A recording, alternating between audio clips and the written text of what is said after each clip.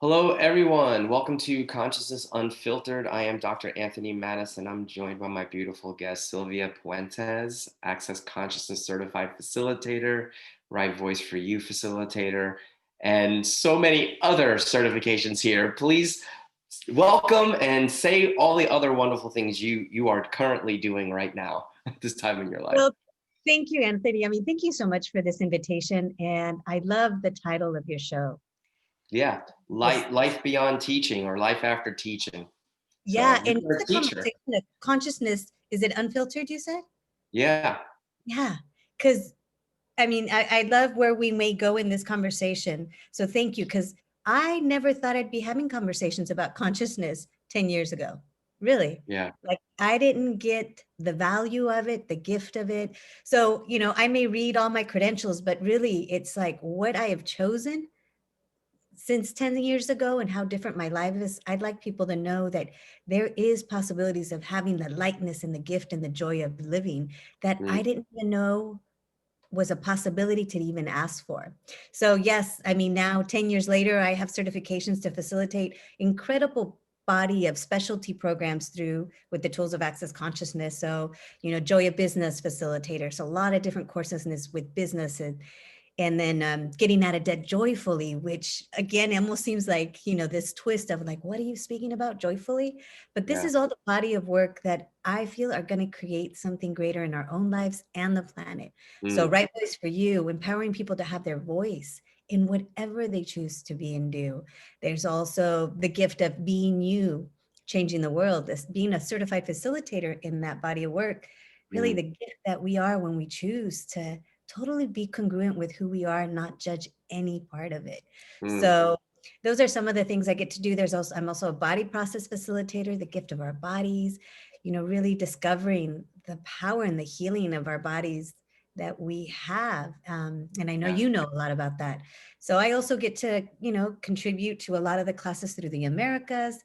I help coordinate many of those events. And currently, I think one of my recent joy, I don't know, collaboration contribution is to a project in El Lugar in Costa Rica, which is a resort that's being built in such a different way in really Mm. communion with the earth that I've never seen before. Yeah. Say And more about that. Well, you have a podcast called This Is Our Earth that you're doing to just really sort of get this beautiful land and project out in the world and also just remind everybody of this beautiful planet that we get to actually live on that's floating around in space that we take for granted. And can you say more? We're going to jump around all over the place, but I yeah. love the listeners to actually hear what your life was like before access even came along. But say more about the podcast and this whole Elegar project. Well, it's this El Lugar project. Well, let me just kind of back up just a little bit, going, there was this underlying question that I didn't even, and I say I didn't realize I had because no one had asked me, what would you like to create in the world? What, like beyond my, oh, make more money, get the house. And, beyond that, no one was asking me these questions. Mm. Wasn't around a circle of people or reading things that were really inspiring me that way. So when I discovered Access Consciousness, there was always this question of what else is possible, Mm. that I'd never considered before. Mm. And when I realized I didn't have perhaps as many problems as I thought I was, the invitation was, I was like, well, if you don't have problems to solve and fix, well, then what? Because Mm. that's all I saw around me. I Yeah. saw it was all about, okay, figuring something out, finding a solution to a problem, overcoming something. And every time I went to go, I'm going to pretend I had a problem, it didn't read, it wasn't true. And so I'm Mm. like, well, I already knew I was a bit different, but now, then what? Mm. And the invitation actually by the founder of Access Consciousness was create. And I thought, create? What Mm. does that mean? Like, we think about, creation as far as you birth a child, perhaps, right? That Yeah. sense, or, plants, but create, what is that? So for me, this project, El Lugar, is the energy of creating something that has never existed on the planet before. Mm. And it's where, this is what makes life worth living for me, where you're actually creating something that's going to create a sustainable planet, invite people to build bit different, to plant different, to be in the question with the earth. Where do we plant? What does it require? Right. What's the flow that's going to create the most with less impact on the earth? Right. And Right. so for me, this land of over 1,200 acres out in Costa Rica is inviting that in the world. Mm, So people can look it up. It's lel-lugar.com, and there's so many ways you can engage with the property, and you get to see the development, and everywhere from the construction to the sewer lines that they're doing to mm, adding as they're going along with the earth, rather than destroying it and then trying to fix it, as most places do to beautify something. This right. is going in conjunction, adding more trees to add that natural element of the birds and the insects and everything that nurtures the land. Yeah. I've gotten to ride a horse along the property, and recently I was out there, just me and this other guide, and it was a space and a peace and a nurturance that I thought, I desire that on the planet. I Mm, desire everyone to sense it, feel it, experience it, so they know it's possible. Because we're hmm. living in a time where things are fast and noisy, and we've forgotten and lost that sense of peace that's still available. So for Yeah. me, contributing to this project, it's like my gift of contributing that to the world. So the Awesome. podcast, the title, This Is Our Earth, my Yeah. for me, it's like we have choices every day that we can make that are creating a greater earth. Yeah. Oftentimes we discount, we think we're just one little person in this little town, and what Right. I do doesn't matter. But it's not even, there is what we do, but it's also who you be, the energy Hmm. being in the world that creates so much more. Yeah. So this podcast is really fun. You guys it can be found in many different places: Google, Spotify, and other platforms, even out for the people in Japan. There's a different platform for that. And but this is our earth, Nice. and short little interviews of people choosing something different and Yeah. acknowledging what they know that might sound weird, but that actually creates a whole different energy invitation on the planet. Yeah. What a gift. Thank you for doing that. That's awesome. Yeah. And we'll talk more about that, I guess, towards the end as well. But what? Okay, so what were you doing like before Access? Like, where, who were you? What were you doing? And like, what even made you start reaching for something different? Like, what wasn't working in your life, or like, or was it not everybody who comes to Access had problems or have gone through trauma and drama. Some people are just looking for something different. So, like, where were you before Yeah. Access? Well, what's incredible is that, you do meet a lot of people that had done a lot of different work searching for something. I actually didn't consider myself, I would have never put myself under the platform of a seeker. Mm-hmm. And yet, if I had looked back years and years, even as a child, I was that child that noticed that the energy in the house was, something was up. I Mm-hmm. noticed when people were unhappy, even if they didn't say it. Like I had this sense of energy that no one ever talked to me about, but I was always going out to try to change it. Like, I would be the one maybe, dancing in a group to try to get everybody's body like energized, or laughing, or that energy to go, hey, I know there's something else available. So Mm-hmm. before Access, I would say that I had, done all the right things. I'd gotten married. I Mm-hmm. had the dog, the two cats, the son, Yeah. the house, the job, the social security, the, life insurance, like all those elements that you're like, I have made it. Yeah. Healthcare And benefits, right? Because you're a teacher, yeah, so you worked in the. Did you work in the public school health? yes. Yeah. So you had So good I love, insurance. yeah, I love that you invited me to speak of that, because it literally feels like another lifetime. Yeah. That's how different my life is today. But yeah, I wanted to make a difference in the world. And at the Yeah. moment, I thought, I started to talk to people that hated school, and I'm all like, well, what happened? And so many of the stories were early on in kindergarten. So I thought, I'll Mm, become a kindergarten teacher. okay. If that's where I can make impact for people to have a different outlook of life, of them. Because people that had teachers that were mean and judged them, and we've all experienced maybe one or two. Man, I'd be a different person today if you were my kindergarten teacher. That's all I have to say because my kindergarten teacher, oh, evil, man. Evil. Yeah. Yes, Wow. exactly. She was so mean. So there was something I already knew then. And so I taught, in San Francisco. I taught out in beautiful St. Helena out near Calistoga, Napa Valley area. Mhm. And then I went to my hometown in Windsor, California, small little town. Wow. They had a Spanish immersion school Okay. and total years, about maybe 17 years of teaching.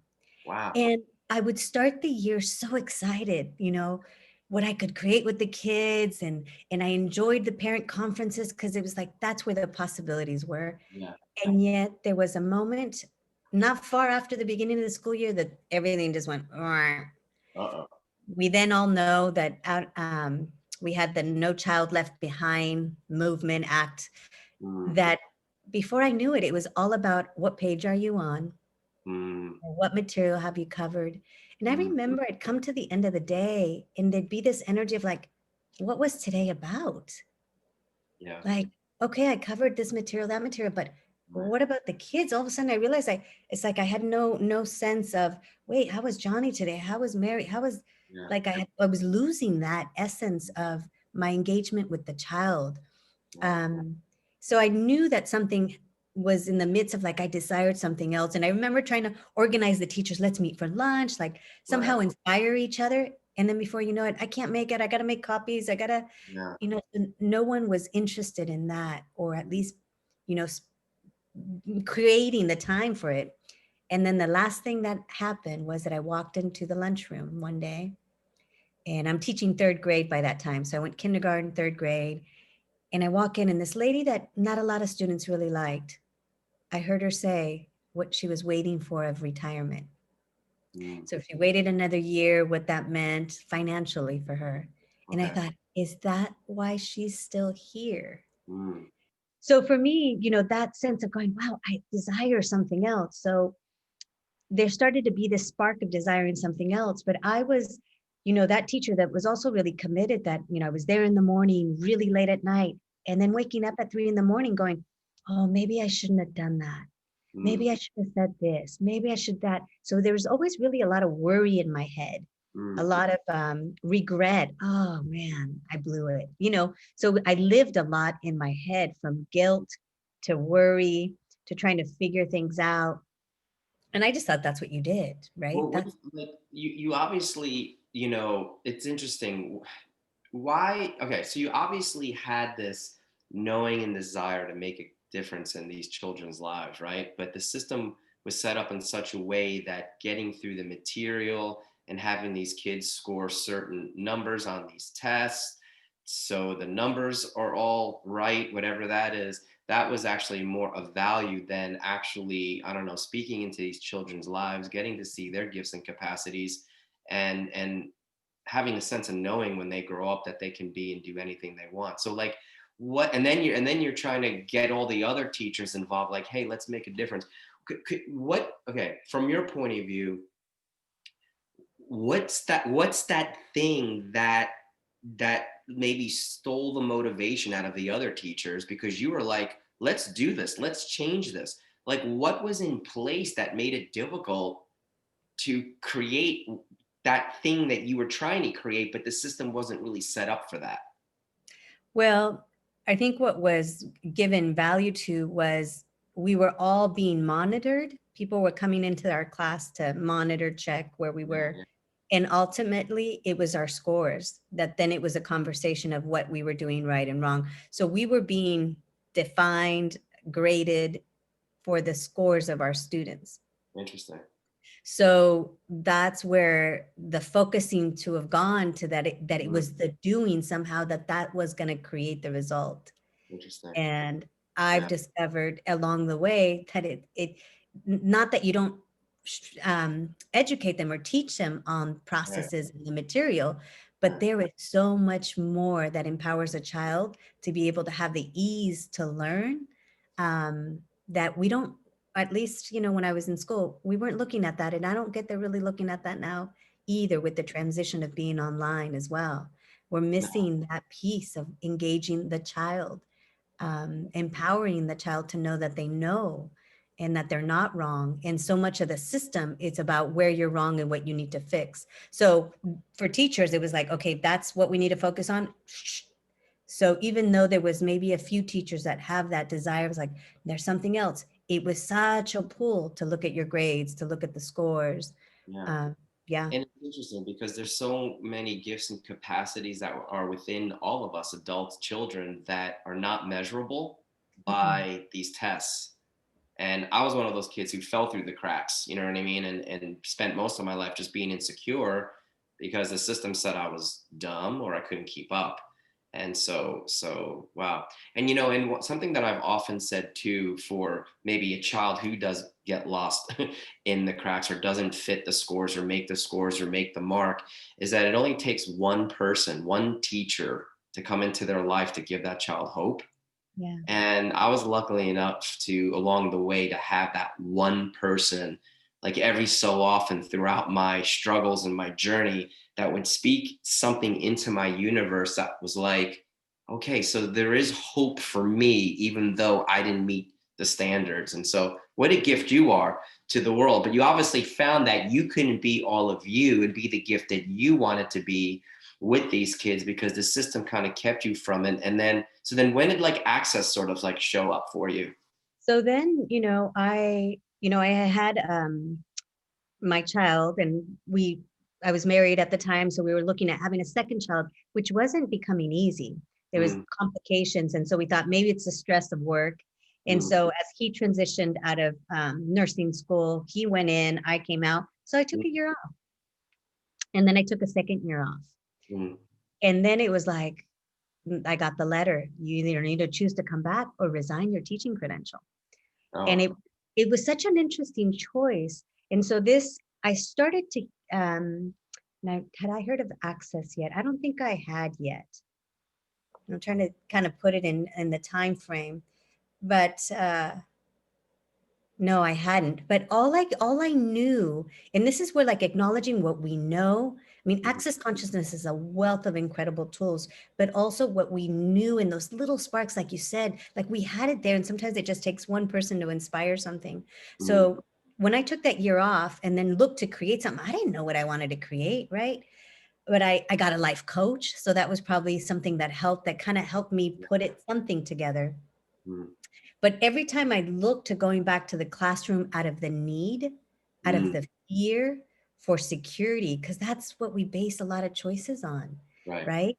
Yep. And it was during the economic downturn here Mm, where people were losing their houses, people were losing their jobs. And I had this secure job I could go back to. mhm, And yet every time I looked at that, it was like my whole world just shrunk. I was like, it was like the sight of just that choice was like, no. And the other, to not to choose something else that I didn't even know what it was like, wow. wow. Yeah. And so the way I worded it is that I chose my passion of what like the possibilities I saw versus the fear. So I Right. resigned. Wow. I resigned there, and yet the force, I'd say, my ex-husband was like, "Where's your business plan? Your Yeah. website, your business cards." And so I ended up creating a program where I got to tie in all the parts that I knew made a difference in a child's life. I Right. was a parent coach, a tutor for the kids, and then I'd tie in the school. So it was an academic parent coaching program. Oh, cool. No website, no business card, but people heard of me. It was all word of mouth. Wow. And then it became, so I got to use all the tools in that private practice. And I had Wow. a waiting list before you knew it, because there was something that was working when the kids were empowered. And Yeah. I was able to work with the parents and then go into the schools and listen to what they were, their ideas of what was wrong with the kid, that Right. makes such an impact. And so Wow. empowering them if they were open to something different as well. So Cool. then access came. Mm, And when I stepped out of the classroom, I was able to be part of different groups. So I was part of a women's group, and this lady brought in this weird video about something called access bars and this book by Dr. Dane. And yeah. we Yeah. had a short conversation, and then we practiced this technique on ourselves. And I'm all, well, that was weird. I didn't feel anything. Yeah. And then I went out to volunteer at my son's school, and I thought, midday, I was like, whoa, there's something weird. What is that? Yeah. And it was the first time it was as if someone had turned off the wind. Mm, I noticed for the first time that I wasn't in my head, that I mm, wasn't thinking, oh, should I go talk to them? No, I should sit down. Oh, I should wait. Why did I say that? Should I, all yeah. that stuff that goes through our head. It was the first time it wasn't there. Oh, And there awesome. was a And level that of was peace from receiving a bar session. from Yeah. someone who didn't even know what it was. We just kind of followed the points on our own. Yeah. Nice, nice. And for those of you who don't know, access bars, it's actually a hands-on technique that deals with these 32 points on your head. And the bars doesn't stand for anything. It just deals with these bars of energy that run from one side of your brain to the other. And it sort of like helps to delete all the different points of view and considerations that you have in the areas like money, body, sexuality, sadness, joy, healing, and so on and so forth. And there have been people who've been suicidal, as you know, that because of receiving the bars, they're no longer suicidal or been on anti-anxiety medicines, antidepressants, and no longer take these things. And it really is truly a gift for you, your family, whatever health conditions you may be suffering from. So check out Access Consciousness, www.accessconsciousness.com, and you can learn more about the bars and what, because there's facilitators literally all over our planet now, thank God. Thank And God. But but that anyway, was the first time I perceived that peace that I was like, yeah, wow. awesome. So that's cool. So okay, so fast forward when you perceive that piece, so you're like, I need more of this. Um, What happened after that? yeah. When I was there, I was like, the only thing I did was that weird thing on the head, right? So I was Yeah, like, okay, yeah. more of that. And then I met the founder. Mm, okay. I had listened to another facilitator and there was podcasts, there was summits at the time. But when I met the founder, Gary Douglas, he had come to a nearby town. Again, if you remember at the beginning, I said I realized even as a kid, I was aware of energies, but Yeah, no one ever talked to me about that. But so when I yeah, met Gary Douglas, it was like, what is this? Not yeah, who is this? What is this? yeah, Because I yeah. was aware of an energy he was willing to be to invite all of us and whatever it took to open up that crack of what it is that we knew of Mm, what we are outside of everything and all the lies that we've bought. mm, So I laughed the most I had laughed in a long time. I'm in the front row, right? And Gary Douglas, for those of you that haven't met him, when you do, he's irreverent and he's willing to be whatever is yeah, required. I was laughing. I couldn't believe what I was hearing. yeah. And then we did this exercise where I had this pain in my arm that I attributed to I had lifted weights and for 3 weeks, a sharp pain on my arm and it had not gone away. And we did an exercise, instantaneously gone. Which class was this, by the way? This it was an evening class. They were conducting a larger class during the day, and the evening class was get off the short bus. Are you willing to get off the short bus? Okay, nice. So there I was, getting off the short bus. Yeah, I love it. Wow, And cool. so we did this exercise, really acknowledging, yeah, it was like, who does it belong to? Yours, someone else, or something else? Mm, As and this question I had never heard, something else, the contribution that our planet Earth is asking of us. When I contributed in my energy to the earth in that moment, in that exercise, that pain was gone. And I remember like searching for it because I couldn't believe it. How yeah, can you do this exercise or this and then have something be gone that you've been suffering for 3 weeks and it's probably because of the weights. Like it made right, no sense. right. None. So actually, the tool that you used was question, which led you to an awareness. And once you got the awareness, it was able to change that in intensity or that symptom that was actually in your body for however long you were saying. Wow, that's remarkable. It is. And so that gift of having fun and Yeah. then that change. And I remember at a break, Gary Douglas turns to me, he's all, and you, very serious, he goes, and you stop having so much fun. And I'm so grateful because he was aware of something. Because when he said that, I turned around, I was like, oh, I am having fun. I had no idea I was having fun. Yeah, yeah. And realized in that moment that this energy of this exuberance and this laughter and this fun was not in any other area of my life. Mm, mm, And the next evening, Dr. Dane had an evening class, and his incredible work of the energetic synthesis of being mhm. and body work that he does, it was like changed my reality because he asked me, when was the last time you were truly happy? Wow. Wow. And And you yeah, didn't even exactly. know that you weren't happy, right? No, I That's would the have. thing. Okay, that's interesting. Okay. Yes, Funny. 'cause if anybody would have asked me before that evening, I would have said, "I'm happy I have the house, the dog," Wow. like everything I thought, but he That's asked so me. different. That's so Yes, different though. yes, Okay, cool. So interesting. So your doors got blown open. It was like totally. whatever you decided would be a happy life, you had created it. Yep, And then going to this class because of the energy you were aware of, it blew the doors out. And you're like, oh my God, there's actually more available. and the work of Dr. Dane, it's as he energetically asked me, so it was really like truth, like, what's true for you here? And it's almost like I wanted to say, "I'm," and it couldn't come out, and I went through past every year to try to find out when was the last time I was truly happy. I got to 3 years old. Oh boy. Wow. And so I was moved. I was in, not crying, but in tears going, "How is that possible?" Yeah. And yet his work is like, it's almost like, and this is all done energetically, but it's as if it's there, it's there, it's you. And now you get to choose, do you want to bring that forward into your life now? Awesome.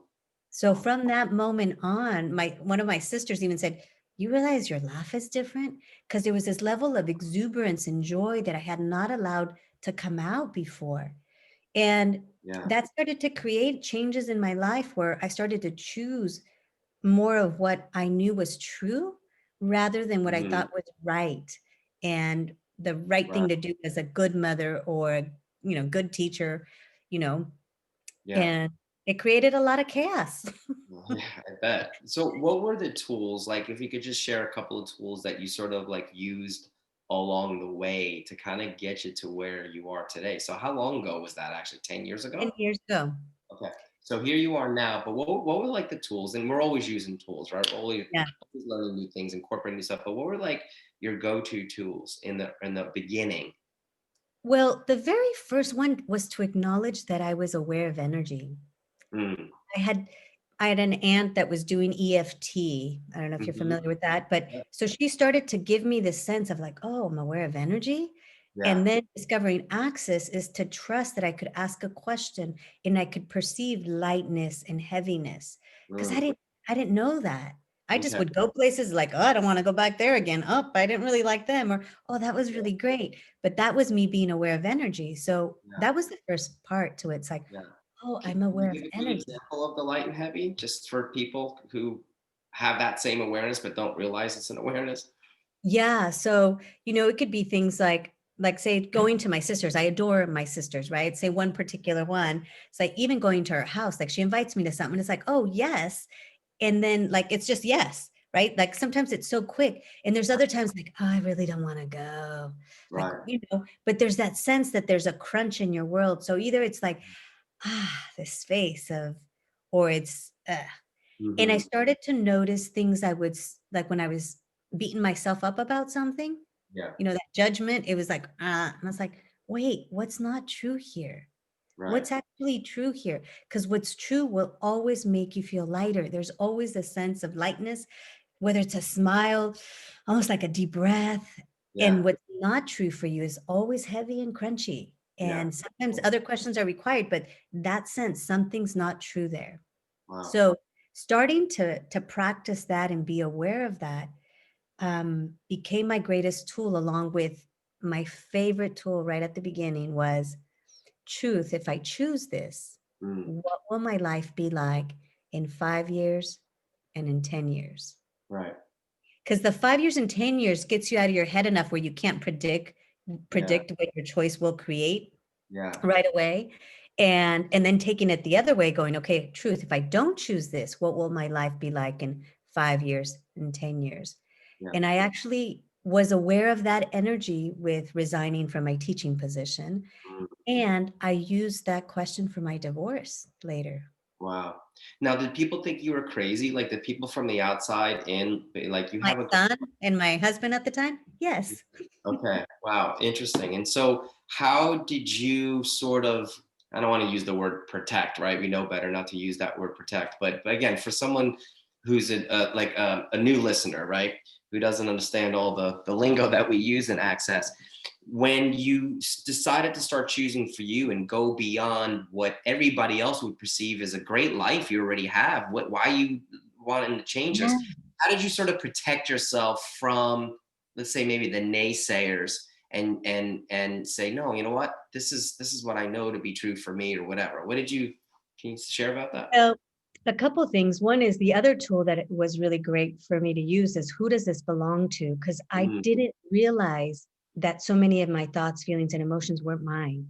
Right. So that was a key component because as things would come at me, it's like, wait, whoa, whoa, wait, truth. Does this belong to me? No.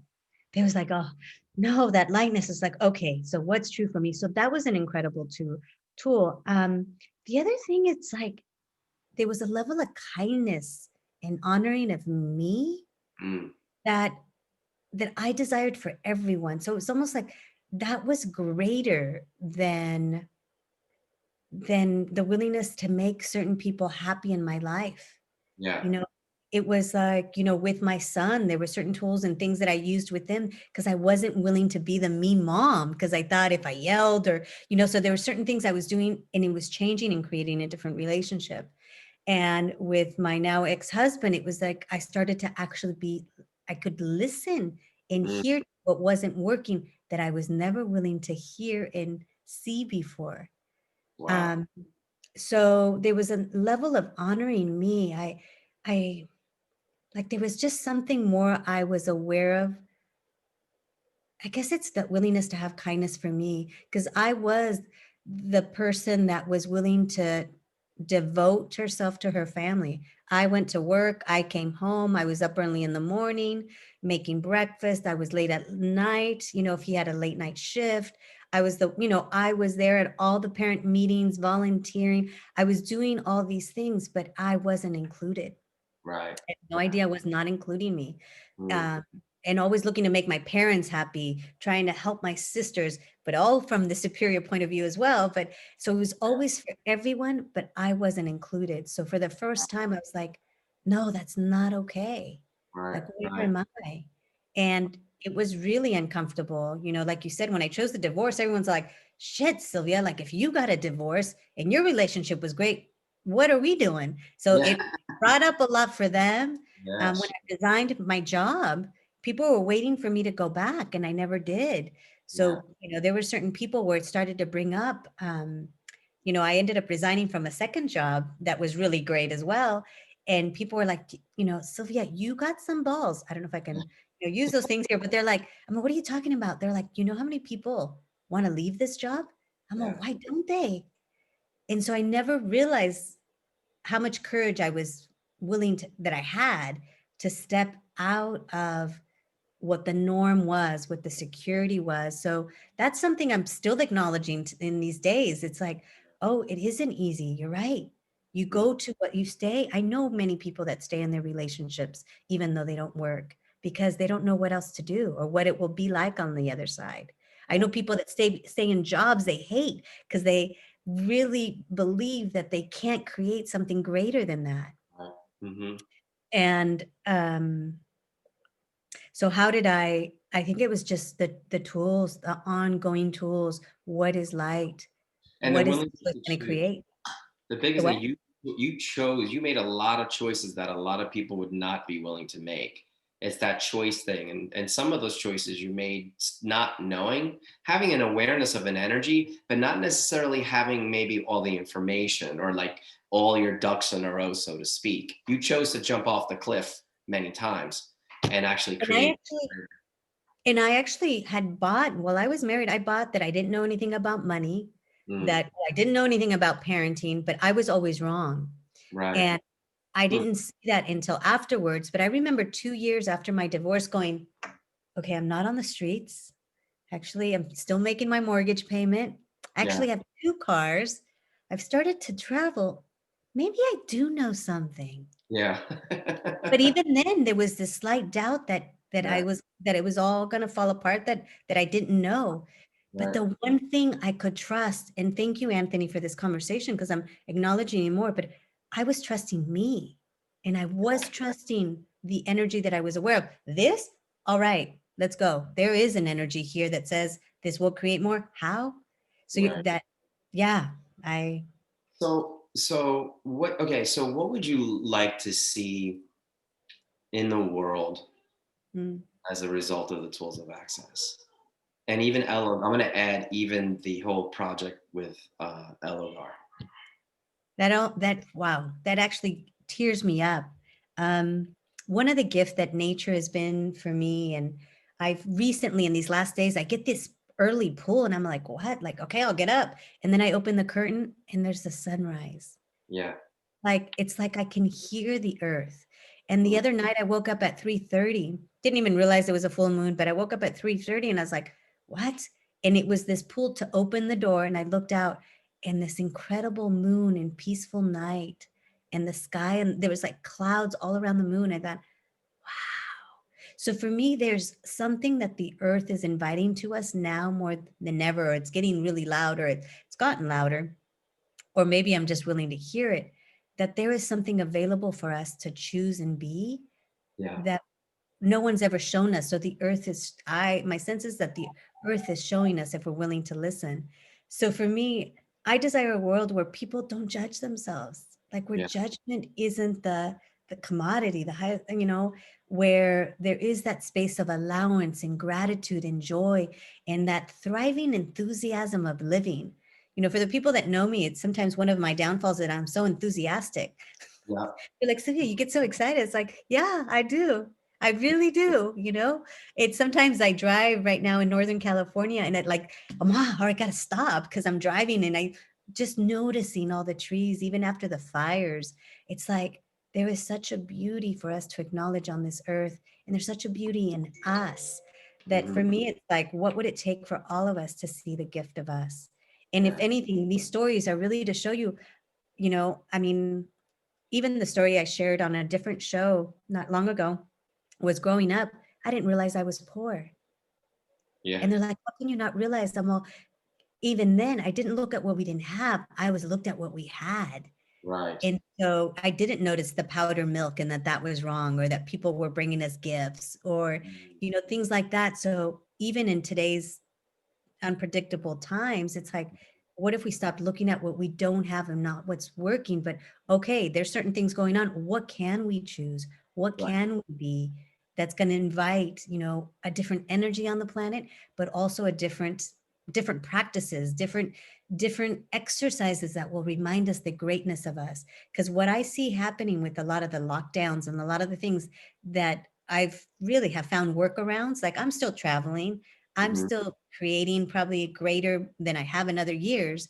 So Hmm. I know there's workarounds. I know that there's things, but the willingness to choose that, to see that, to ask for that can only come from you. Right. And that's what these access consciousness tools have been for me. There was a spark, there was something there when I was young and as a teacher, and that ongoing courage to go, all right, this might not look pretty for a little while, but I know it's going to create more. I may be uncomfortable. Just the part of what I love about facilitating Right Voice for You is people's uncomfortableness, their Yeah. sweaty palms, their shaky voices. But once they get to the other side and have the ease and relaxation, Yeah. they're unstoppable. Yeah. So Awesome. yeah, that's what Beautiful. I desire.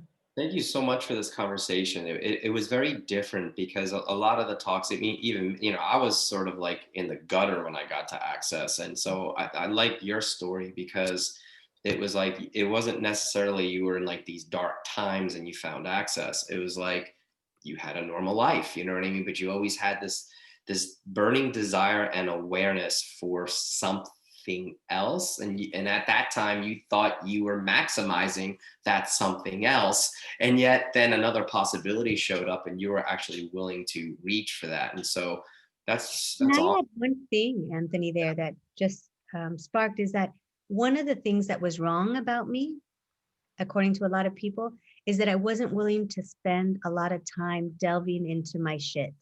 Like, Mhm. Sylvia, you just got to be more present. Like, what's not working? What's wrong?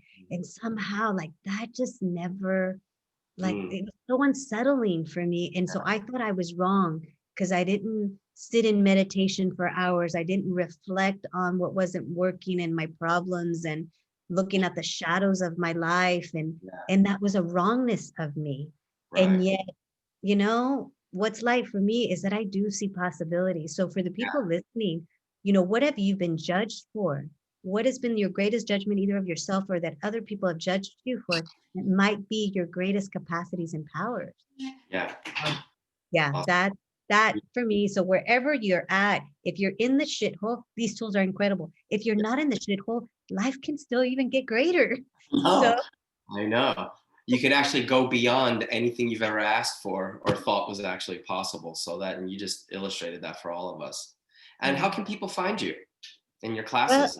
yeah, definitely on the Access Consciousness website under Sylvia with the Y Puentes, YouTube, Instagram, Facebook. Cool. Website is meetsylviapuentes.com. I do a lot in Spanish, so you'll see a lot in Spanish, but there's also things there in English. The website, you can translate it, private sessions and as well Cool. as classes around the world. So I'm still managing to go through a couple countries. And what will it take to open up these borders? And if not, I'm still not stopping. So you can always find me online. There you go. There you go.